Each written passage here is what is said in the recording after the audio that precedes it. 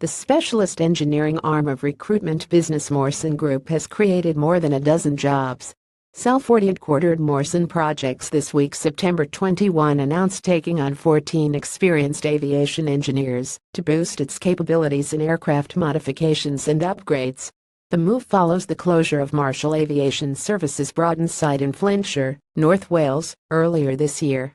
In addition to providing the re-employment opportunities, Morson Projects agreed a sublease to retain the 3,000 sq ft of office space on the site used by the team for designing aircraft modifications and repair schemes. Collectively, the new recruits have over 280 years' experience in aircraft design and modification, and have performed more than 1,000 aircraft modifications for both civilian and military clients. Morson Projects Business Development Director Sid Carson said today's global fleet is the largest it's ever been, with the increase in the number of civil aircraft expected to exceed $6 trillion in value over the next 20 years. These need continuous upgrades and repairs to the interior, exterior, and onboard technology to ensure they remain fit for modern flight needs.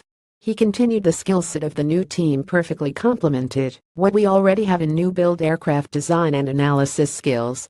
It's enabled us to offer clients innovative design and engineering solutions that span the lifetime of an aircraft from concept to retirement, and in doing so, we join a select number of organizations with the capabilities to deliver this.